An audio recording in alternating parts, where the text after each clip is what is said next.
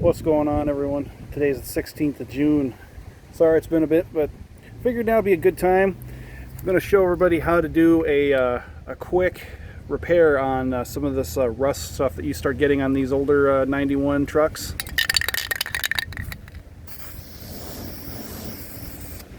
There, problem solved. Now I'm just fucking with you. Oh, there goes my ability to monetize the video. Oh well. Wanted to give an update. It's been a while, and I apologize. Wanted to kind of go over the comedy of errors that's kind of happened here with this, with the brakes here on the old Cummins. I did have a short video that did explain kind of what was going on, but I figure I'll just kind of recap everything. So,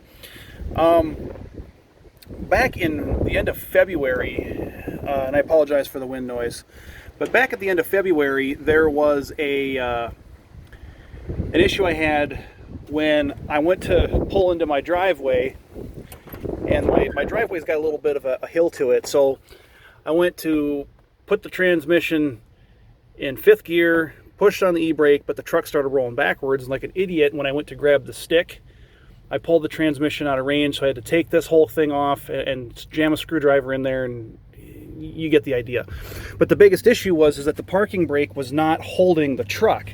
And the issue on that particular item was that the cable, if I can get a kind of a shot of it there, that's actually the brake line itself. But the cable that goes, let me crawl under there a little bit, bear with me here. The cable that goes into the back of the drum, the cable on the left side was working, the cable on the right was not.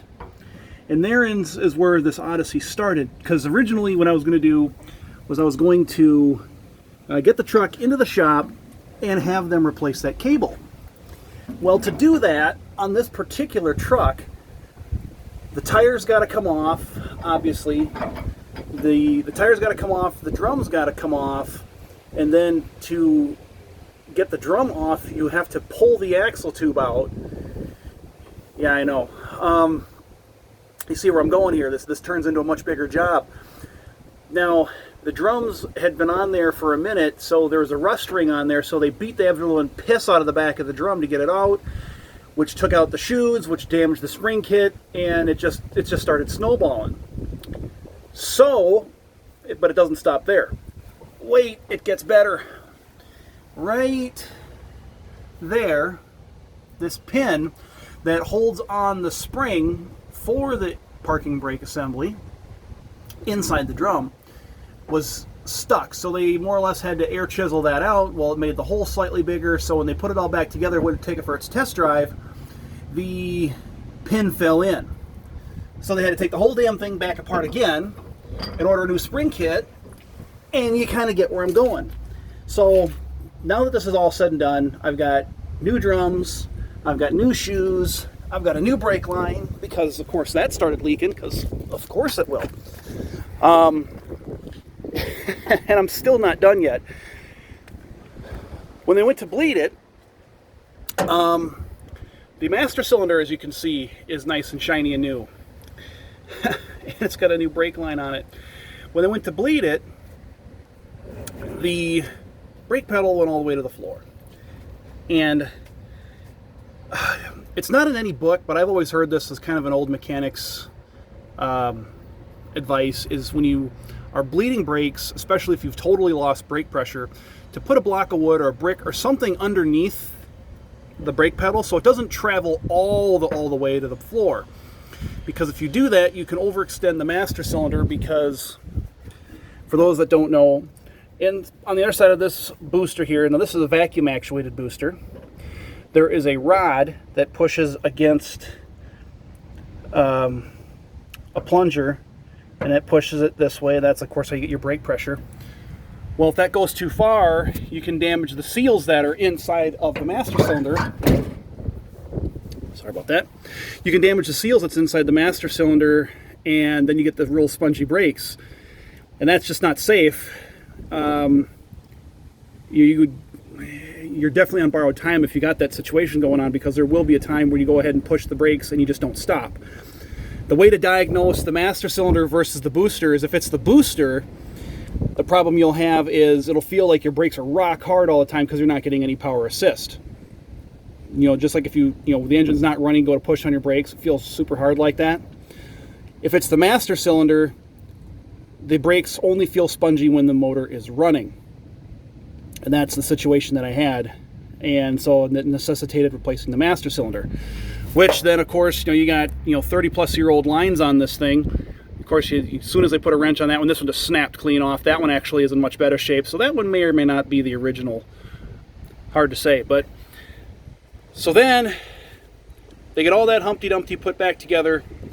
And guess what? That damn pin in the back I pointed out a minute, it fell through again. So again, these bolts here. You got to take the tire off, but then these got to come out, and then the axle tube's got to come out of the truck. And I'm not going to dog Napa, but I did let them know that this was now the second spring kit. And what had actually happened is it wasn't just the head of the pin that had fallen in. The other problem was when you are applying the brake pressure, the pin, it goes in straight, and then you curl the thing over kind of like that, so it holds on to the back of the spring. Well, pushing on the brake pedal puts tension on the spring, which then puts pressure back on this pin, and it straightened the pin out till the pin basically wasn't being held anymore, but then it fell in because that hole was too big now because of where they had to drill that old one out.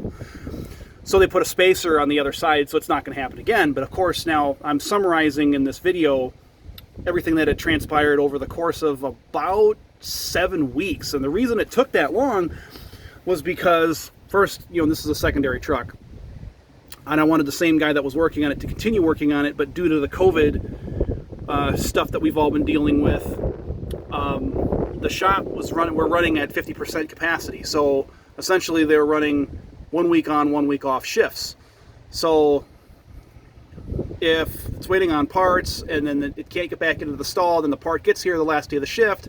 Well, they're obviously not going to put the truck on the lift to take it apart, only to have it sit there for 7 days. So then, if it needs a part, it could be 10 days till it gets back into the shop, and then something goes sideways again. A line breaks, like this line fails, so now I got to order a brake line.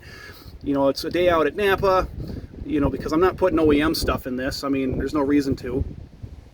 It's the same thing. So I go to source it, and of course it's not there. It'll be there tomorrow. You get where I'm going here. It's just that process just rinsed and repeated itself. But now, oh yeah. So then going to bleed the system, the bleeder screws on the bleeder screw on the caliper on the front stripped out. It snapped off in the brake caliper, so I had to replace a brake caliper. So now, after all this is said and done, I mean, the amount of hardware that's left in this truck that's not been replaced is pretty small. The booster is fine, so I didn't replace it. That brake line you're seeing here, that's original. That didn't get replaced. But both brake lines to the front, after the metering valve, after it goes down, both of the brake lines to the front have been replaced because they're old and crusty. And they got to take it off to replace the caliper, so why not replace the line? It's one of those while we're in here type deals. I mean, you got to bleed the system anyways, so a $4 brake line, with a 20 minutes of labor to bend it into position and then bleed it, which you got to do anyways. Why not do it while you're there? Because my luck would be I'd say no, they'd put it all back together, they'd go to pressurize the system and bleed it, and the damn line would blow, so then you got to take it all back apart again. So I got brand new brake lines, I got a brand new master cylinder, I got brand new calipers on both sides. The pads were in good shape, so I had them surface the rotors. They didn't machine them. They basically, zip wheeled them, get the rust ring off, make it nice and shiny again, and put the pads back on, because the brake pads on these 3/4 1-ton trucks, I mean, they're designed to be working and pulling with a trailer and a load, so they're heavy duty. I mean, there's 80% pad life left on that. Yeah, of course I could have probably replaced it, but what the hell, I'm already over $1,100 into this. Originally went in for a $300 replacement of that cable, part and labor, and it turned into an $1,100 odyssey. But such as it is with some of these older vehicles, and the whole point that I'm trying to make here is, don't get me wrong, love this truck. And everything I've put in it in the last month and a half, since I've owned it, is still less than you'd pay if you were to buy one, even a nice used one, $11,000-$12,000, making monthly payments. I still don't have anywhere near that kind of money into it, even after everything I've done over the course of the time I've owned it. But everything's pretty simple. I mean, yeah, you can get at everything. I mean, the problem with these particular trucks isn't that they're hard to work on, it's that it is getting harder to find parts that are readily available on the shelf for certain things. Like, for example, when this power steering pump goes out, which it eventually will, I again had another video. I had a line that was leaking. The fitting that's on this hose on the steering box down there is different than what is commercially available. So that's going to be a fun one when that eventually goes, and it is still leaking. It's getting there. I don't know if we can get it with all the shadow, but the line that's right there and there, that's different because I had to actually save that fitting off the old line on the low pressure line because it was different coming out of the steering box. But the worm gear seal on it is shot, so that's why it pisses fluid out. And I'm putting actually the Lucas stop transmission fluid in there. I'm not even putting ATF in it anymore, which is what you're usually supposed to put in there. But like I said, it's just owning an older vehicle like this. I mean, it's a labor of love. And this one's actually in fairly decent shape. Yeah, they got a little bit of that rust on there. Mechanically, it's fairly sound. The transmission's good. The brakes are freaking new now. Got a new radiator and all that jazz in there. Yes, I know, for the freaking haters that say, oh, look at this kink in the hose. It ain't freaking hurting nothing. But eventually, yeah, I'll go ahead and replace it just because, why not? I mean, the damn thing, I don't work the truck that hard, and it never is overheated, but, the people that see that don't like it. So, but I'm going to go ahead and end it here. Don't forget to like and subscribe if you have any questions. Throw them in the comment section below. Thank you for watching.